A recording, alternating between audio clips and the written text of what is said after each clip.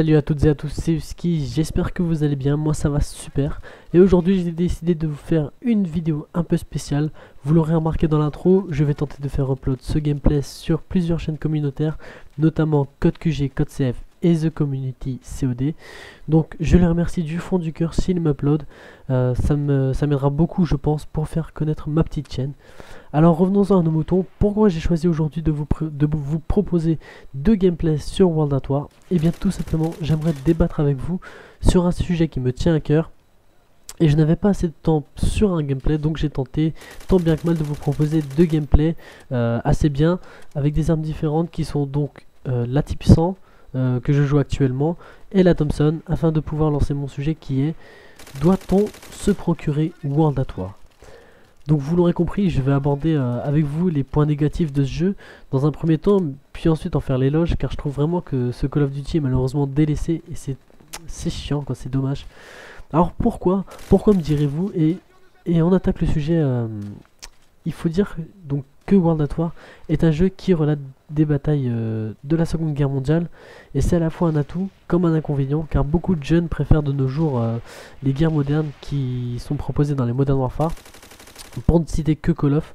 Attention, je ne dis pas que toute la communauté jeune, je vois par là les 9-15 ans, n'aime pas ce jeu, mais c'est vrai qu'on ne voit pas énormément de joueurs dans cette tranche d'âge sur ce jeu quoi. C'est aussi un jeu où le multiplayer est malheureusement vide. Les seuls modes de jeu encore jouables sont le MME et la recherche et destruction.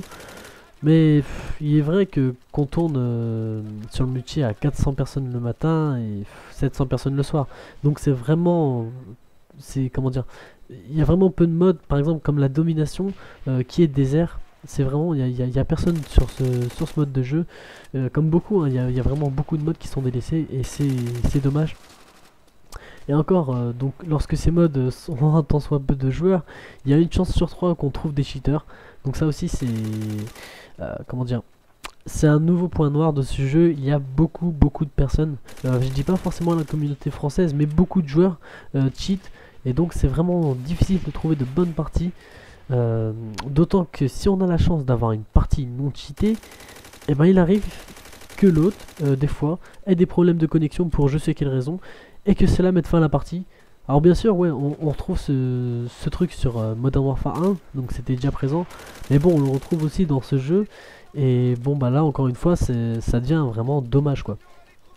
A noter aussi qu'il y a de nombreux bugs de voix, par exemple lorsque l'on obtient un drone et que la voix nous annonce cette défaite est inacceptable. Bon, ça ok, c'est pas très important, mais bon, ça fait des petits bugs qui sont pas très cool quoi.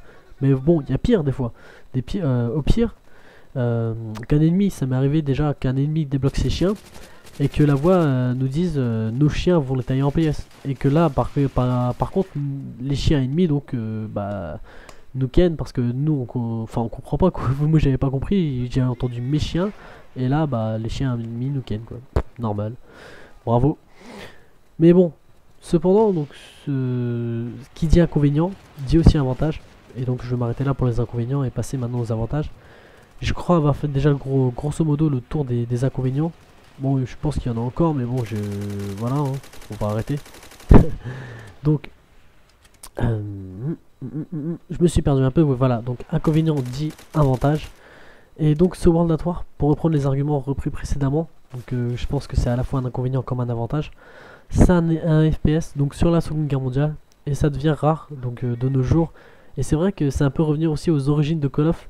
Car qu'on se le dise quoi, les 3 premiers Call of c'était sur la Seconde Guerre mondiale.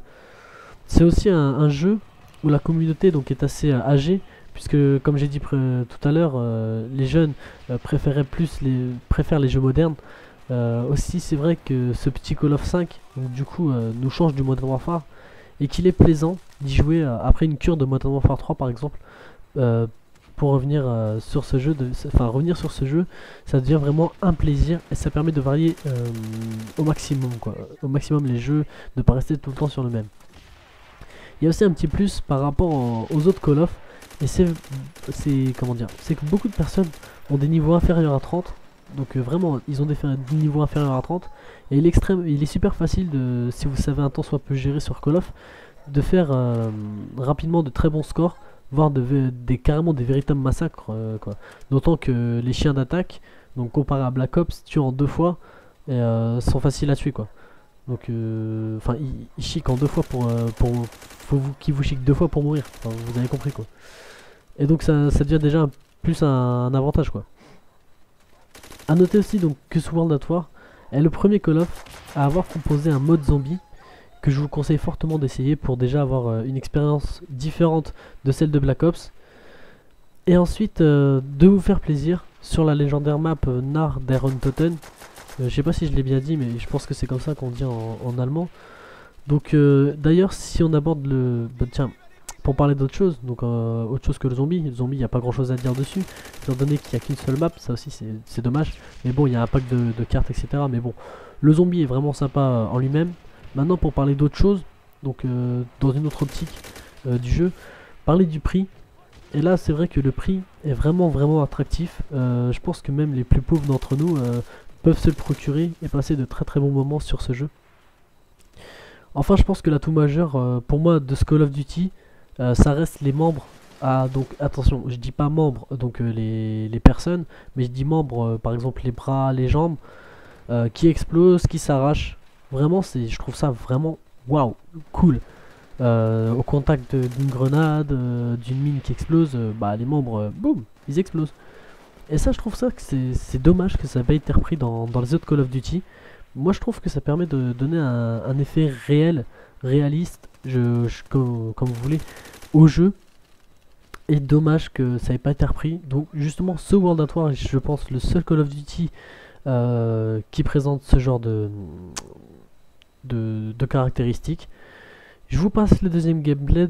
Donc là, vous avez vu, je fais un 25-8, c'est pas énorme. On se retrouve tout de suite pour le deuxième gameplay. A tout de suite. Et donc on se retrouve pour notre deuxième gameplay commenté, enfin le deuxième gameplay à la suite. Cette fois-ci je joue sur Courtyard à la Thompson, chargeur camembert ou chargeur iCap pour ceux qui préfèrent. Et donc on en revient à notre sujet. C'est vrai, donc j'ai commencé je parlais donc juste avant de l'effet réaliste des membres qui s'arrachent. Et donc c'est tout ce que j'avais à dire sur ça.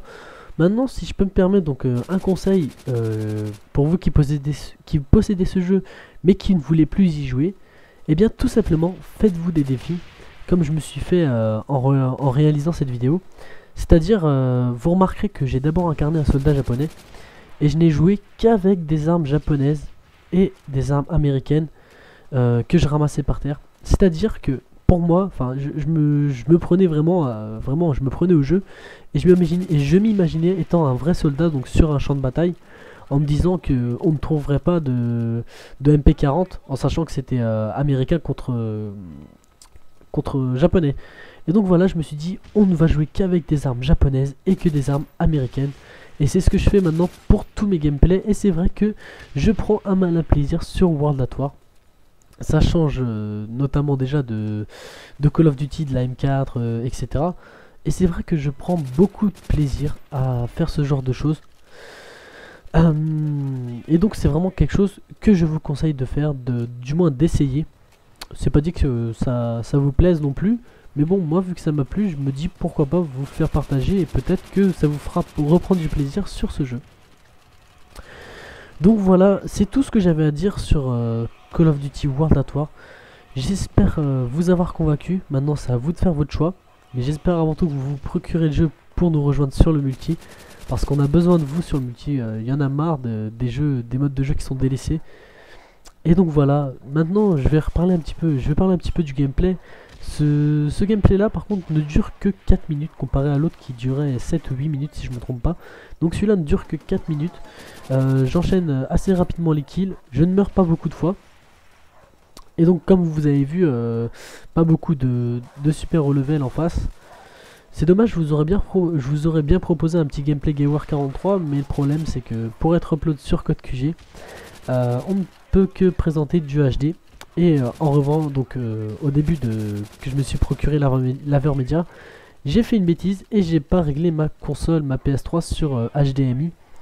Et donc ça m'a fait des gameplays avec des barres noires en haut et sur les côtés, donc c'était vraiment pas possible. Là en revanche on revient sur du HDMI, enfin sur du HD, et j'espère au moins, j'espère avoir plus de chances d'être upload sur Code QG. A savoir que j'ai refait ce commentaire, je l'ai refait du tout au tout pour retenter mes chances. Donc vraiment si j'arrive à être upload, je les remercie encore une fois. Parce que c'est clair que passer sur une chaîne communautaire me fera sortir un petit peu de l'ombre. Du moins ça me permettra de me lancer un peu plus sur YouTube, comparé à là où j'ai pas beaucoup d'abonnés. Donc c'est vrai qu'en avoir un petit peu plus, je dis pas non.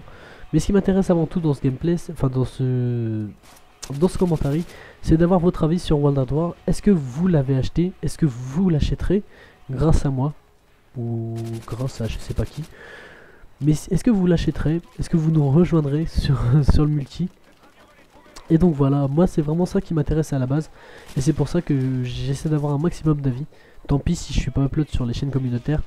C'est vrai qu'en même temps, ces chaînes ont vraiment beaucoup d'abonnés. Il y a beaucoup de demandes, je pense. Donc si je suis pas, comment dire, upload, tant pis. Il y aura d'autres chances, il y aura d'autres gameplays que j'essaierai de faire passer. Tant pis, mais bon. Mon aventure YouTube ne s'arrêtera pas là. Donc voilà, on est déjà à 296. Donc vraiment, fou, ça va vite être fini. Donc voilà, si ce gameplay, enfin si ce commentaire vous a intéressé, vous a plu, je vous invite à vous abonner à ma chaîne. Donc à faire un petit tour sur ma chaîne déjà, pour voir mes autres vidéos. Donc on finit sur un petit 29-3. En face, que je regarde un petit peu, est-ce qu'il y avait du monde? Enfin, est-ce qu'il y avait des levels? Non, vous voyez, 46, ouais bon, il n'y avait personne quoi. Il n'y avait pas de super haut level. Mais bon voilà, j'espère qu'il vous aura plu. Et je vous dis ciao les gens, portez-vous bien, à plus.